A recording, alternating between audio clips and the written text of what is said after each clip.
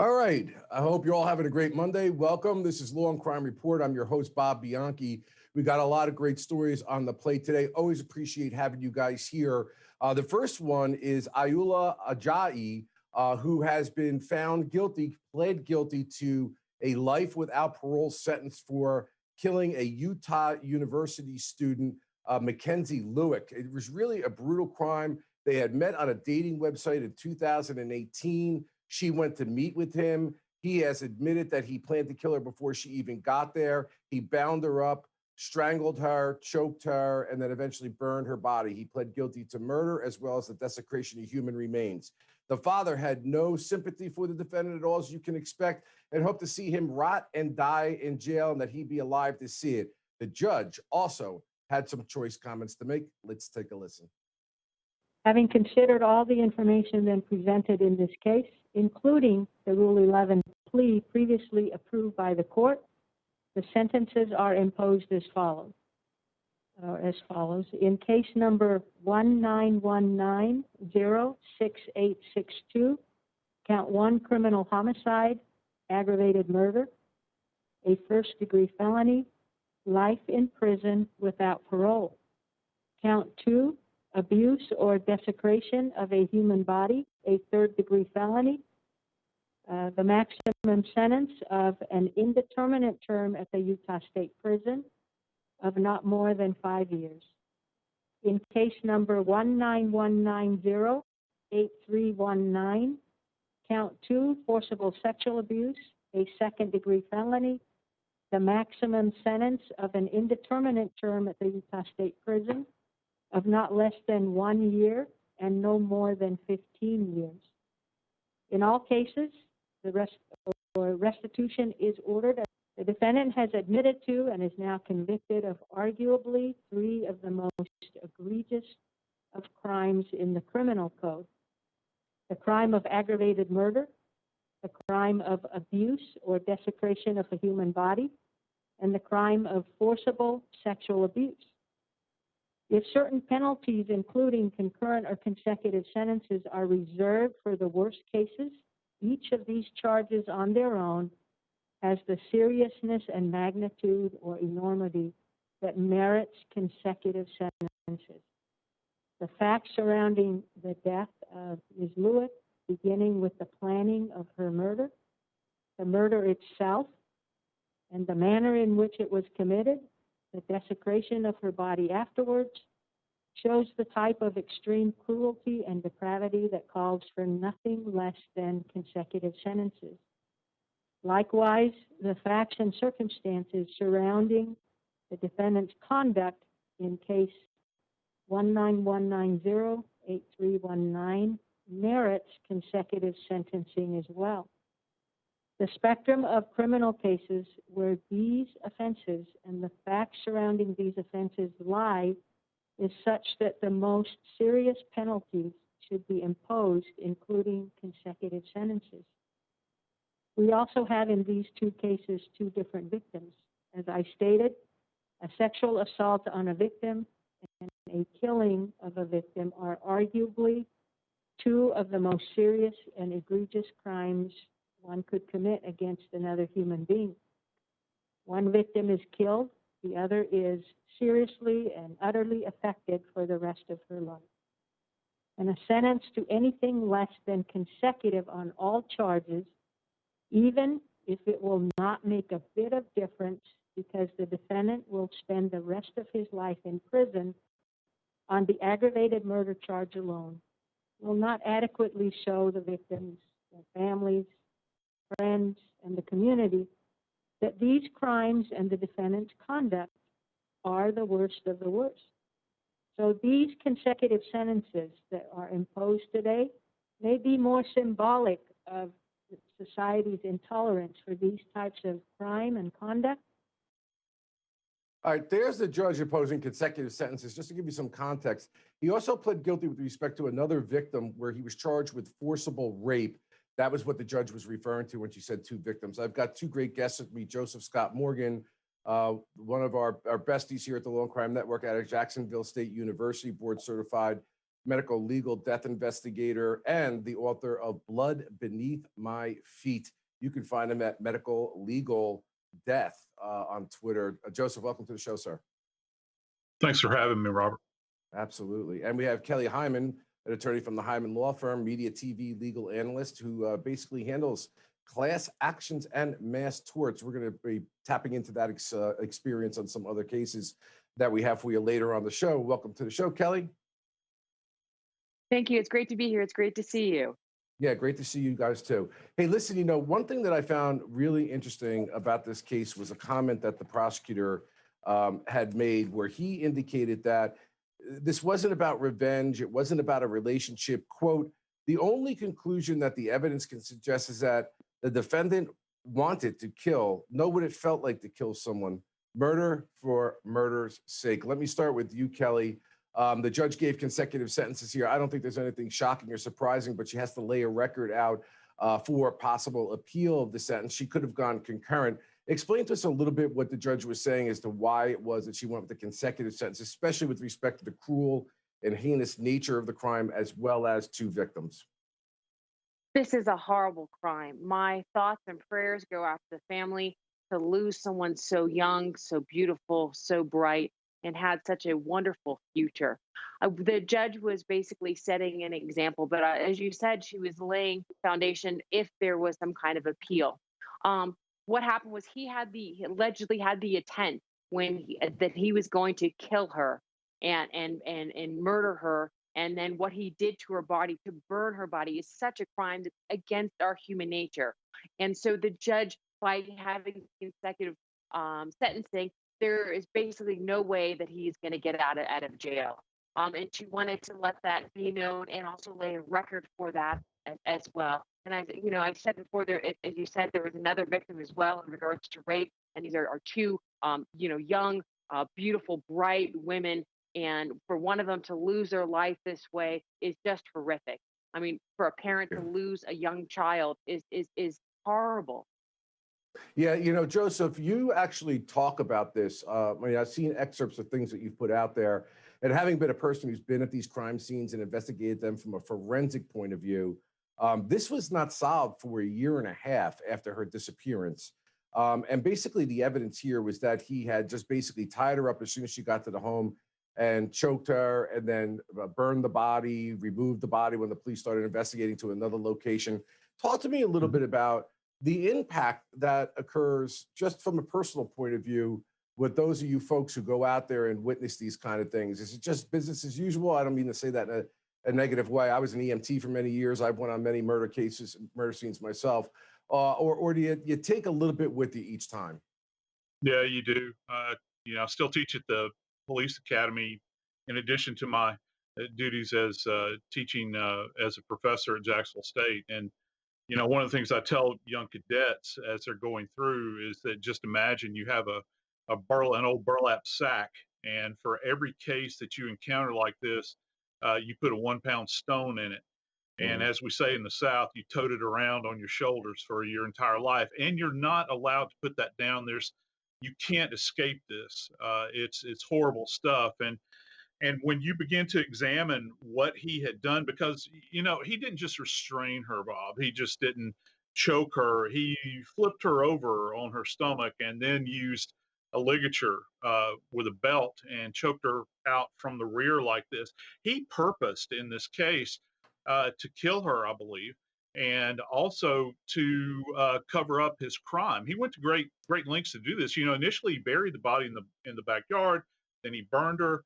And then when he sensed that the investigators were onto him, he transported her to a very remote location in a canyon. And if you've never been to Utah, there is a whole lot of remote in Utah. It's one of the things that makes it so very beautiful. But there's one other victim that we haven't mentioned in all of this, and it's quite striking. And I think it goes to a thread that runs through this guy's behavior in his life. They found child porn in his possession, and I think that that this goes to kind of a thread that runs through a lot of these behavioral driven things. Yeah, they say that it wasn't about money, it wasn't about revenge, it wasn't some kind of interaction. They'd never met before.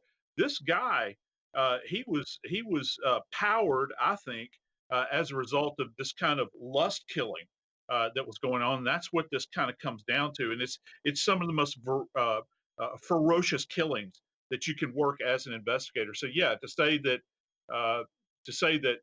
those of us that work in the field are scarred by this is an understatement. But the families have to bear this burden individually, because Yeah. there will always be an empty chair.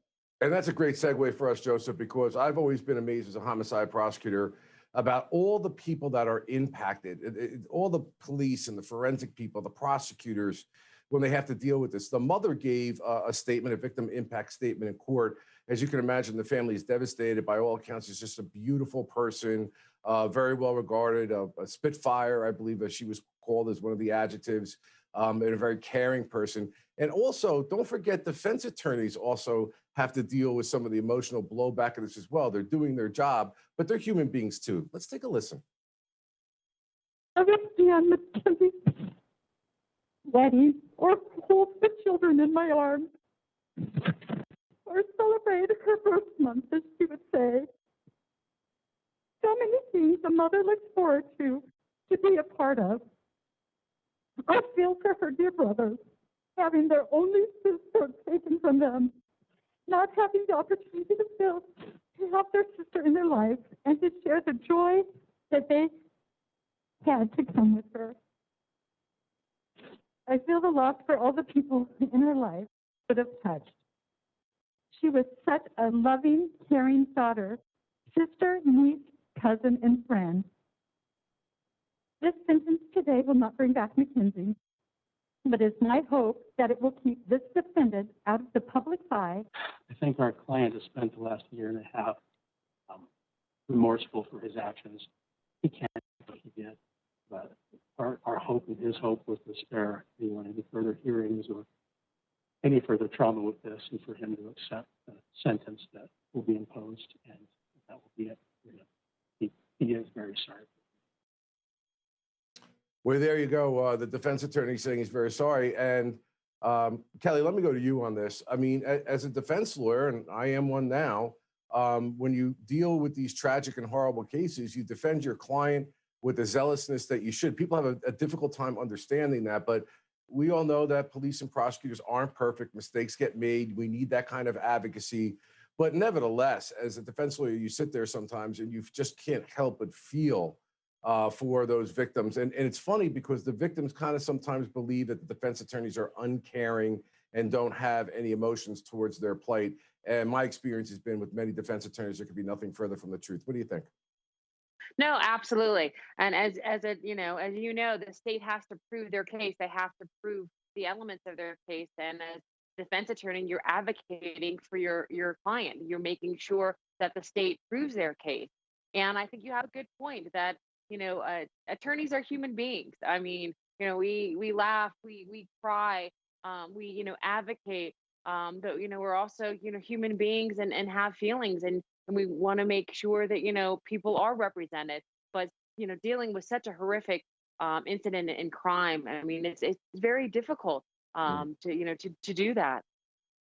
Yeah, maybe not this case, but I've often said because we have an adversarial system, we don't speak to one another, and the victims' families many times can feel that we're uncaring or that the defendant is not remorseful when many times they are, but we're not allowed to have that kind of dialogue or conversation because of the manner in which the system's set up. Guys, great job. We got a lot more on the plate here coming up at the Law and Crime Network. Next, Michigan Governor Whitmer development, possible defense in the case for those individuals charged with the idea of kidnapping her. Stay tuned on the other side of the break, and we'll discuss it.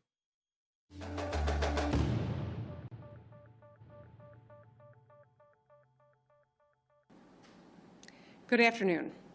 Earlier today, Attorney General Dana Nessel was joined by officials from the Department of Justice and the FBI to announce state and federal charges against 13 members of 2 militia groups who were preparing to kidnap and possibly kill me. When I put my hand on the Bible and took the oath of office 22 months ago, I knew this job would be hard. But I'll be honest, I never could have imagined anything like this. I want to start by saying thank you to our law enforcement. Thank you to the fearless FBI agents. And thank you to the brave Michigan State police troopers who participated in this operation, acting under the leadership of Colonel Joe Gasper. I also want to thank Attorney General Nessel and the U.S. Attorneys Burge and Schneider and their teams for pursuing criminal charges that hopefully will lead to convictions, bringing these sick and depraved men to justice. As a mom with 2 teenage daughters and 3 stepsons, my husband and I are eternally grateful to everyone who put themselves in harm's way to keep our family safe. All right, hopefully lead to convictions. And here's the question. Is it a fantasy or was it reality? And the reason I say that is because the attorney that represents Ty Garbin, who is a Wolverine watchman, said the following, saying things like, I hate the governor is tyrannical, is not illegal, even if you're holding a gun and running around the woods when you do it. And that's from a Mark Satna, I believe his name is, Satna. So, Satwa, I apologize. So, Kelly, here we go.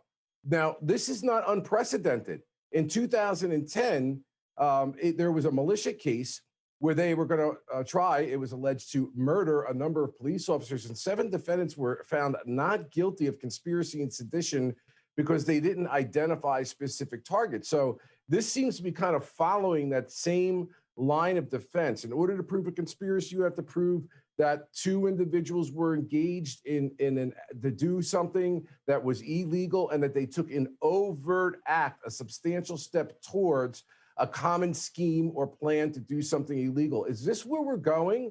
That they were just kind of mouthing off, it's a fantasy defense, they really had no intention on doing it? Now, we don't know what all the evidence is, but that seems what that lawyer's statement is trying to indicate. Right. No, absolutely. You bring up a really good point, and I think that's exactly where they're going, that they didn't have the intent to do it, that you have a First Amendment right to say what you want, to say how you feel.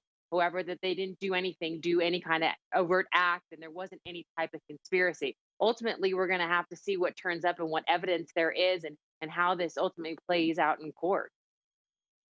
Yeah, Joseph, what do you think about the whole thing? I mean, listen, as prosecutors in a case like this, you want more than mere words because, to Kelly's point, you can say that, and to the lawyer's point, you can say all of those things, but if you do an overt act or take some substantial step towards it, what investigative things do you think are going on behind the scenes right now where prosecutors and police are trying to say, no, this wasn't a fantasy, this was the real thing? Yeah, I would imagine at this point in time, and from Jump Street when this whole thing went down, they secured the location where these individuals were meeting up, and any kind of documentation that they may have had, maybe they were running through possible scenarios, and they had paperwork that was attached to this in order to facilitate this planning. Also, keep in mind these individuals were found with weapons. Are those weapons in their legal possession? Are these legally acquired weapons? Are they allowed? Are there any felons in the group? Are they legally allowed to possess these weapons? And also, one of the really scary things for me was that they were planning on using explosives, and they had targeted a specific location. As in military operations, they refer to as a choke point. That space where they can get in there and prevent anybody from chasing after them and this sort of thing. And it is very troubling. But you're going to have to, as an investigator, you're going to have to connect all these dots. But here's the thing: an actual act had not been committed yet. So, but we're not talking about a couple of guys sitting around a bonfire at night, cracking beers and talking about how much they despise the governor or the government or whatever the case might be. You got a whole group of these people that are involved in this. So my suspicion is that somebody is probably going to be singing like a bird. Yeah, the very good point there. They definitely will try to flip somebody. But this goes a little bit more than that militia case I talked about in 2010, because it was a specific person where the other case wasn't.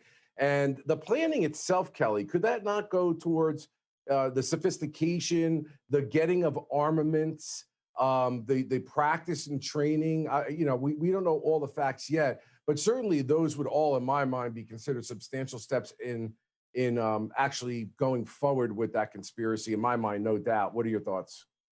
No, absolutely. I agree with you. Overt act. What exactly did they do? What was the plan? What was the scheme? What did they have in mind?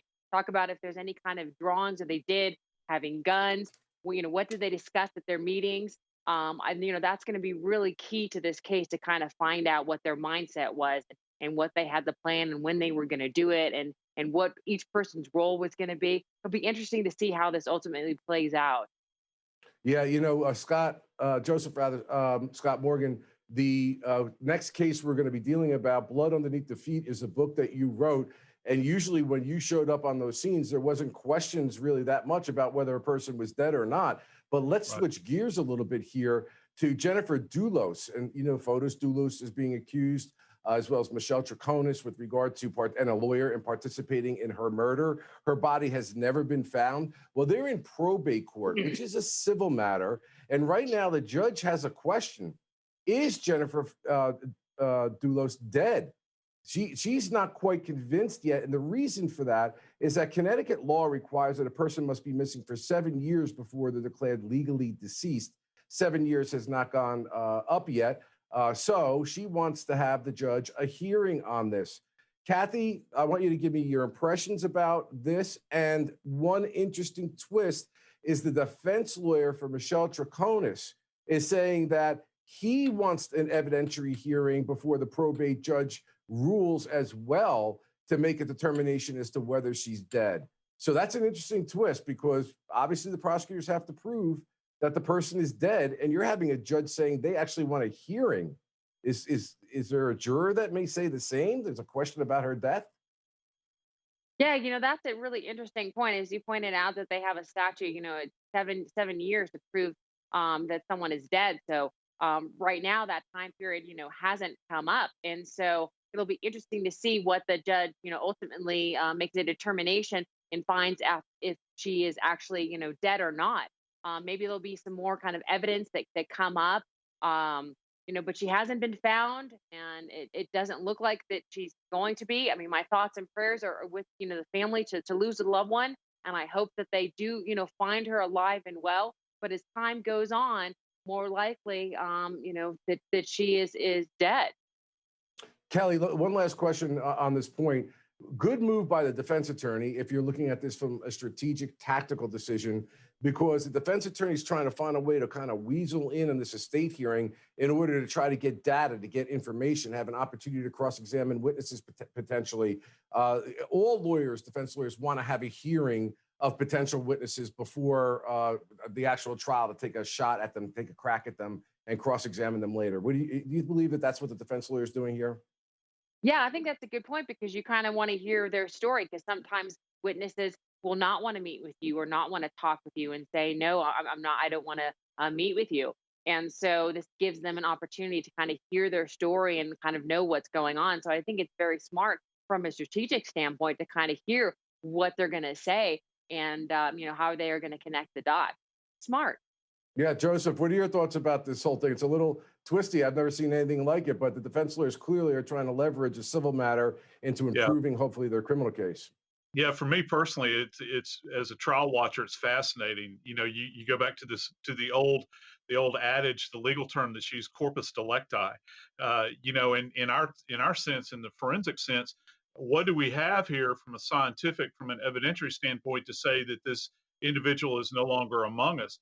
I know in certain circumstances you would look for, I've seen or heard of certain cases where they would talk about, they've got a copious amount of blood at the scene.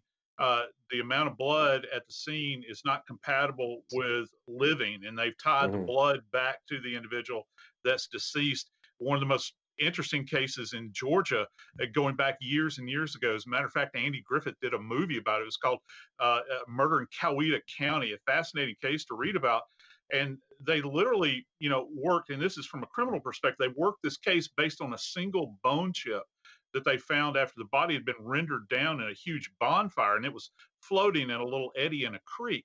Sometimes these things can have an interesting twist or a conclusion, but I think it's a fantastic tactic on the part of defense to kind of get them to, open the books a little bit, to see what's going on, to kind of probe probe a bit around the space here and see what information might come to light. All right, Kelly, Joseph, thank you for the awesome commentary. As always, we have more on Scott Peterson. Can you imagine this? This case is still going on. There are more legal developments. The prosecution is on its heels. We're going to talk about that on the other side of the break. Stay with us.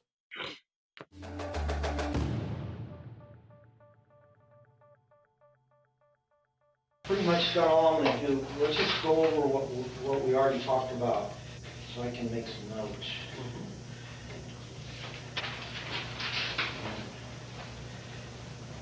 See if you remember something that you don't, maybe you don't know you remember. So, today, just tell me about the morning. Okay. I don't know what time we got up. Probably Lacey got up and went and assumed she had some cereal for breakfast. She eats right when she wakes up, otherwise she gets sick because she's pregnant. I laid around in bed longer. I got up at, I don't know, 8 o'clock probably or so. Showered.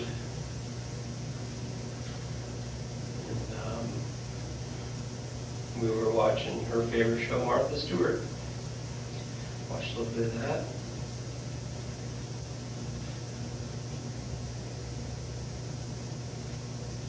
You didn't watch the whole thing, though? No. You remember what part you saw? I mean, I don't know what Some cooking deal. I don't know. Cookies of some sort. They're talking about what to do with meringue. And I can't remember. Your house, you had the converted garage area. Is that your TV room, like? Yeah. Is that where you were then? Okay, did you eat any breakfast? Yeah, edible cereal. When did you realize you were going to go fishing? Oh, that was a morning decision. It's either That was a morning go decision. play golf at the club or go fishing. Okay. Seemed too cold to go play golf at the club, so yeah, just decided to 9:30 or whatever than that. Just told her what she was going to do for the day, and Okay, so Bob, she told you what she was going to do for the day, yeah. and what was that? She's gonna finish cleaning up. Like I said, she's mopping the kitchen floor. Take the dog for a walk, and then she's going to the store to buy for Christmas morning breakfast tomorrow. And that was gonna be involved prep. So that was her afternoon, just prepping for breakfast, and she's gonna make gingerbread cookies for tonight. All right, so this Scott Peterson developments has sparked a lot of debate on the Law and Crime's Facebook page. If you haven't liked it, you should, and weigh in on what your thoughts are about what's happening with all of our cases. But this one certainly has gotten a lot of play. Kelly, I want to talk to you a little bit about what's going on legally here. So I believe it was in August this summer that the courts reversed the death penalty conviction because of a juror-related issue with respect to how the judge conducted themselves, left the death penalty on the table if they can retry it, prosecutors, but they vacated the death sentence, at least as of now. And then to add insult to injury, there's another juror issue with respect to a juror who is alleged to have been untruthful with respect to revealing information that would have been critically important, especially in relation to the closeness of the facts of this case. Now, that juror in her defense says, I didn't make the connection between those things. And the Supreme Court of the state said, no, the judge needs to have a hearing on this to make a determination as to whether even the guilt phase is going to remain intact. And what I found interesting about the way the court ruled and in remanding it back to the trial court was that they gave the state till November 13th, 2020 to show why the conviction should stay in place. In other words, they're putting the prosecutors on the defensive with respect to that particular issue. This is something no prosecutor ever wants to have to revisit and, God forbid, have to retry a case from 2002, staleness, witnesses lost, defense lawyers have all sorts of transcripts, a relatively circumstantial case. Prosecutors have to fight this tooth and nail. What are your thoughts? No, absolutely. I mean, that's from a long time ago. You're looking many, many years ago, and you bring up a really interesting point. To retry this case, the witnesses, their memory now is not as good as back as it used to be. And no one wants, that. That's why it's always important when you try the cases, you're always really mindful about, the appeal, and make sure that you cross every T and every, I and stuff like that. And, so that's really important. Now, about the juror's alleged misconduct, to her defense, she said, she didn't think that there was an issue, that it was totally different situation from her situation with her ex boyfriend, to the situation here, and her having a restraining order. But ultimately, the court said, no, we're going to send this back. And so we're going to have to see, how this plays out ultimately in front of the court. Right. Joseph, I want to go to you on a little bit of a sidebar of a point that not a lot of people are talking about, but kind of picks up on the theme I mentioned before. When you have to try a case a second time as a prosecutor, it rarely, in my opinion, gets better. What's it like for you as a witness? You, the person that's on the stand that went through this all that time ago and then has to go back. And, witnesses will always testify differently. It doesn't necessarily mean they're lying. Now there's a copious amount of transcripts for which the defense lawyers can cross-examine in addition to the information they previously had. Tell us what that experience is like for somebody like you. Yeah, to be a fact or expert witness in a circumstance like this is a hellish nightmare. I'll tell you why. Listen, for a witness that, say, for instance, just junkie civilians walking down the street and they see her walk by with a dog, that's something that's kind of going to stick in their memory because they become part of this whole thing. Bob, let me tell you something. Since 2002 to this point, and let's just say I was still practicing, do you realize how many homicides I would have worked between now and then? Mm-hmm. Since that date, if I was still in practice. And yeah, I mean, to the rest of the world, the Lacey Peterson case is something that's still fresh in their mind. People that view this stuff, but people that are actually in the field and working cases, it's not like, history freezes at that moment and you think about nothing else. You've still got unsolved cases that are floating about. You've got a myriad of evidence that's out there. That's another peripheral issue that you have to consider. What's become of all the evidence in the interim with this case, and your own memory, your notes, all of this stuff gets very jumbled and convoluted, and that's one of the reasons that you lawyer types make us write so much, document everything that we do, but still at the end of the day, you're human, and it's very, very difficult to kind of recall these things. And so in that sense, advantage to the defense, because it is very difficult. It's hard to recall, what you may have said or done at that particular time. And then if they admit that previous transcript and they say, well, back on this date, you stated this, you wind up looking like a fool on the stand. If you're before a jury, it goes to your own credibility as a witness. And so, yeah, it's a nightmare scenario for anybody that's a expert or a fact witness in a case like this. Yeah, having handled a death penalty case where the victim's family at one point in the middle of the trial said, please end this, give them a life sentence, let them plead guilty. We don't want to go through this anymore. This family has gone through even more than that. They've had 2 stunning blows to the prosecution. So I wouldn't doubt, guys, in my mind, that defense lawyers may tactically, if the defendant wants to do it, Scott Peterson wants to do it, go and say, let's cut the deal, cut me out of the death penalty, I'll do my life sentence. At least they want to give it a shot because that's what defense lawyers want to do, spare the life. We'll see what happens. We got to go on to another story, and it's really a sad story. Vanessa Bryant, Kobe Bryant's wife, was forced, in my mind, to file a lawsuit against the sheriff's department because a number of officers had taken graphic photos of the victims and shared them. The suit is for negligence, invasion of privacy, intentional infliction of emotional distress.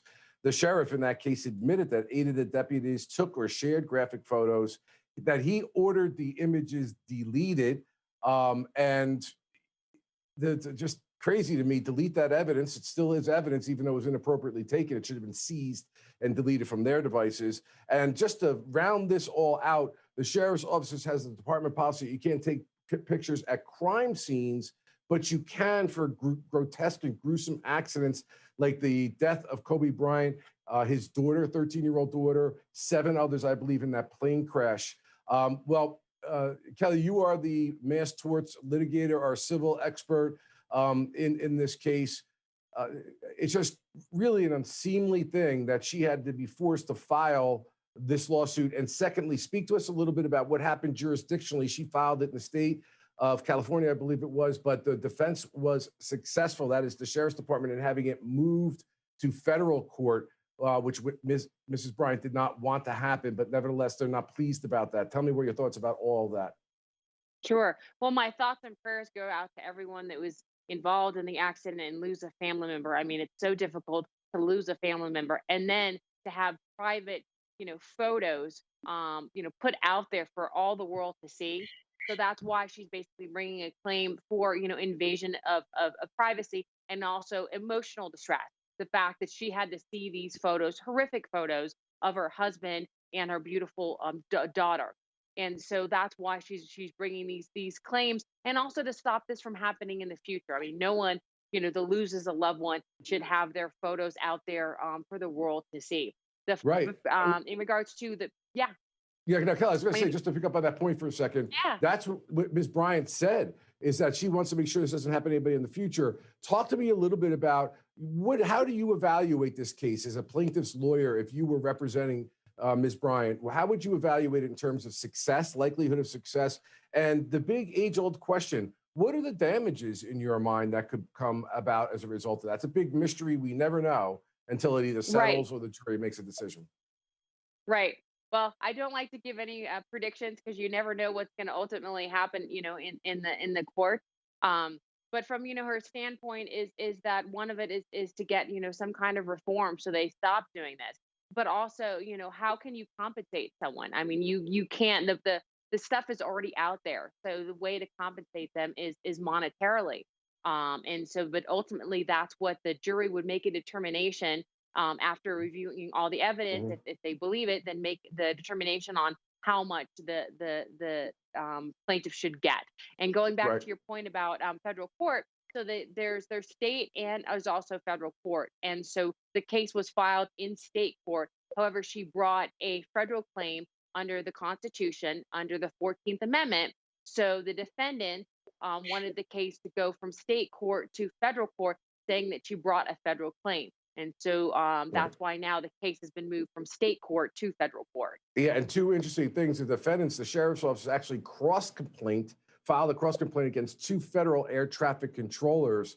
And the Ms. Bryant's legal team was basically saying that was all the way trying to add this all together in order to get it out of the jurisdiction where she wants it and that they're forum shopping. Joseph, talk to me about the ethical propriety from an ethical point of view. What is happening here? Is this a breakdown in policies, procedures? Like you had 7 or 8 of these officers doing this. How bad a violation is this? And should these officers be called to task for it? Yeah, they should be. They should be on the carpet immediately. And think back a few years ago, Bob. The name that comes to mind is Dale Earnhardt.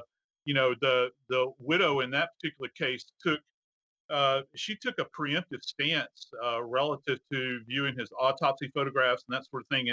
And Florida really locked that down. It actually did a little bit of harm for us in forensics that are trying to utilize autopsy photographs for the purposes of instruction. But in this particular case where I view it personally, anybody else title their opinion, I view it as a sacred, kind of a sacred duty when I'm out on the scene and you're taking photographs of something and you're using your personal phone. First off, the individuals that are taking the photos, I'd have to say, well, what in the hell is your purpose for taking this photograph? Is this an evidentiary thing for you? Yeah. Or are you just doing this as kind of a ghoulish sideline? Do you realize how many websites there are out there that buy things like this? I mean, they're everywhere. It's absolutely a horror show. Yeah, and it's going to be like really difficult to get those things off. Guys, thank you so much for this excellent commentary. We're going to be coming back with a melee that occurred at a Trump rally and an anti-protesting rally where a man pulled a gun on some folks. Stick with us. We'll be back with that story on the other end of the break.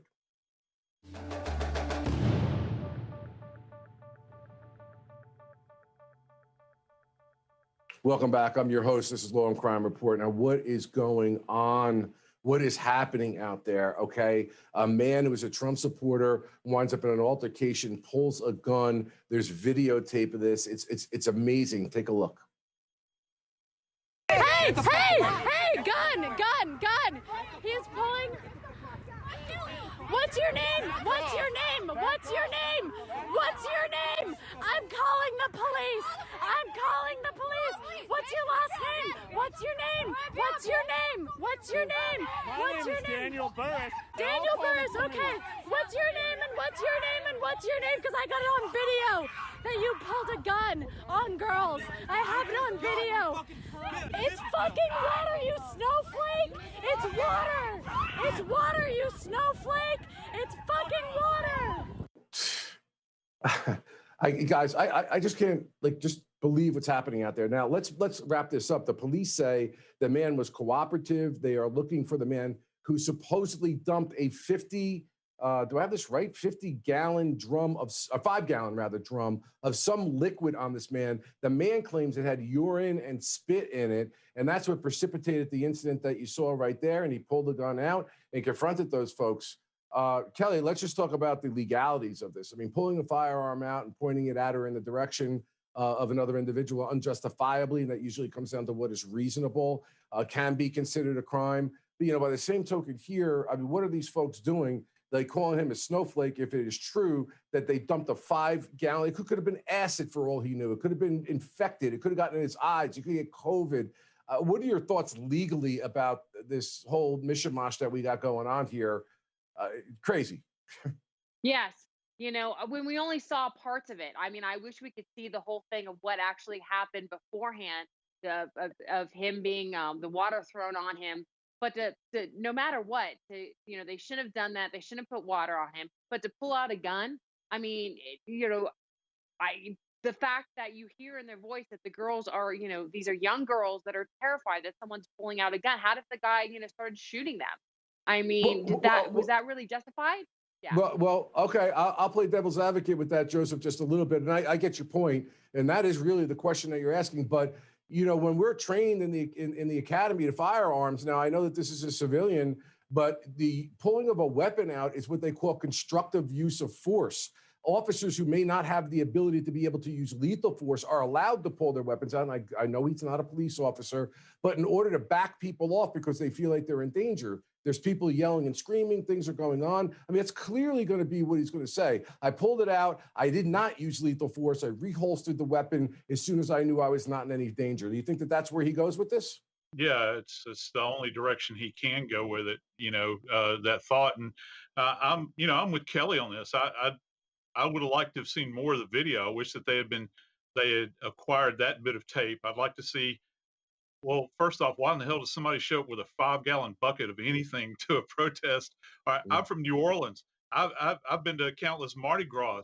I've never shown up to a Mardi Gras parade with a 5-gallon bucket of anything. And so, and those can be sketchy moments in time. I got to tell you, I'm scratching my head over this. But yeah, people need to be fully aware of their surroundings. And I can tell you, this guy's going to talk about, he felt like he was in threat for his life. Yeah, well, Kelly, listen, they debriefed him. They said he was cooperative. Some of the laws I do know out of Washington State, and they're very complex, like they are across the entire country. You need an abacus to figure out what you can and can't do. But they have a concealed carry. You have to have a permit to have a concealed carry, but they have an open carry state. So we don't know about that particular issue. And again, we're going to get Kelly down to this idea of whether it's reasonable. If the cops aren't going to pursue it and they're looking for the guy who dumped the 5-gallon liquid, it seems like the cops have made a decision that that's the person they're going to target in this case. Otherwise, he would have been arrested. Is that going to change? I don't know. Maybe there's going to be some more evidence, maybe once, because like Joseph said, it'd be nice to see the whole video of what happened beforehand, and maybe more evidence will come to light, and maybe there will be something in regards to the person that put the water, and then also the person that pulled out the gun. But we're going to have to wait and see what happens on that. But to pull out a gun in front of the young people is concerning and upsetting. To have that, because if you're on the other end, you don't know what the person is going to do, Yes, and what their thought is. Certainly could escalate the situation. Guys, real quick, in 10 seconds or less, is this going to end after this election, or do you anticipate these kind of crazy incidents on both sides of the equation is just going to escalate? Joseph? I'm voting for escalation. What can I say? I'm jaded. I see this thing continuing to spin like this. So, yeah, people have got to get a handle on themselves, personal responsibility. Kelly, 10 seconds. I think it's going to depend on what happens in 2020 and who's elected. If we have a president that's going to divide us or a president that's going to unite us. Absolutely agree. Guys, I got to go wrap it up. We'll see you later in the week. Stay tuned for our regularly scheduled programming.